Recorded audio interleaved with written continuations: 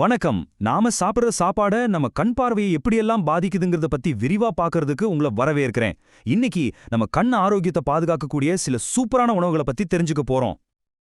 நம்மள பெரும்பாலானவங்க நம்மளோட அதிக நேரத்தை ஃபோன்லயோ இல்ல லேப்டாப்லயோ தான் செலவு பண்றோம் இல்லையா?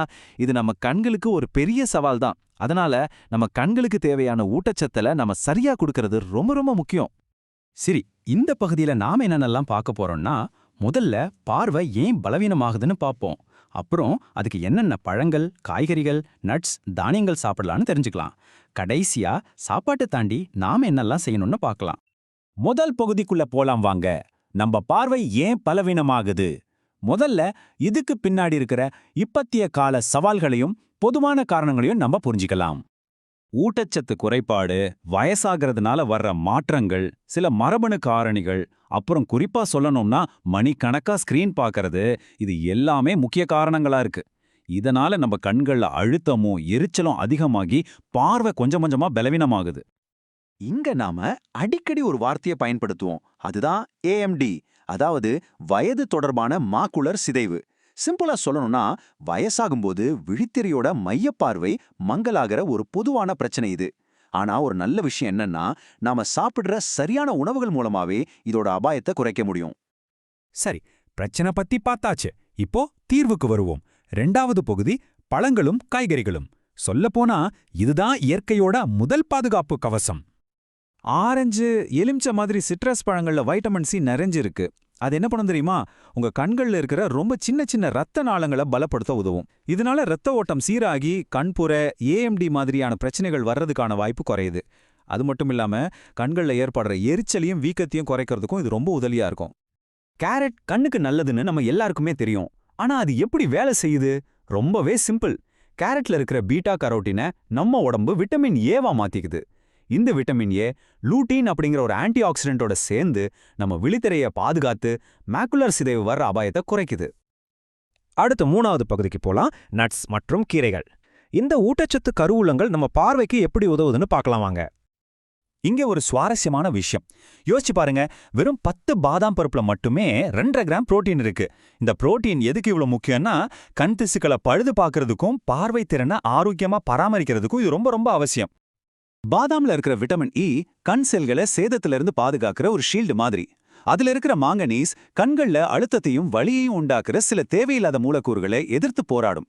இதனால உங்க கண்ணுக்கு ஏற்படுற சோர்வு குறையும். அது மட்டும் இல்லாம பாஸ்பரஸ் உங்க கண் நரம்புகள்ல வலுவாக்கி மங்கலான பார்வையை தெளிவாக்குறதுக்கு உதவும்.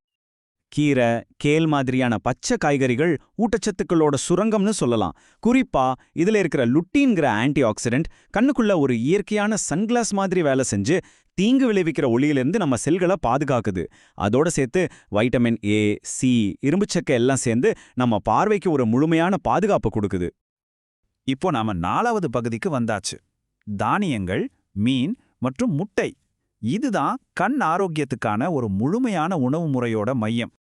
இது ஒரு முக்கியமான வித்தியாசம். ஓட்ஸ், பழுப்பு அரிசி மாதிரியான முழு தானியங்கள் ரத்தத்துல சர்க்கரையோட அளவை மெதுவாதான் ஏத்தும். இது ஏன் நல்லதுன்னா, திடீர்னு சர்க்கரை அளவு அதிகமாகிறது கண்ணுல இருக்கிற மெல்லிய ரத்த நாளங்களை சேதப்படுத்த வாய்ப்பு இருக்கு. முழு தானியங்கள் இந்த சேதத்தை தடுத்து நம்ம விழித்திரைய நீண்ட காலத்துக்கு பாதுகாக்குது. சால்மன், சூரை மாதிரியான மீன்கள்ல ஒமேகா 3 கொழுப்பு அமிலங்கள் நிறைய இருக்கு. இது ஏன் இவ்வளவு முக்கியம்? ஏன்னா இந்த அமிலங்கள் AMD வரதை தடுக்கிறதுக்கு உதவுறதோட கண்கள் வறண்டு போறதுனால ஏற்படுற எரிச்சலை கட்டுப்படுத்தவும் உதவுது.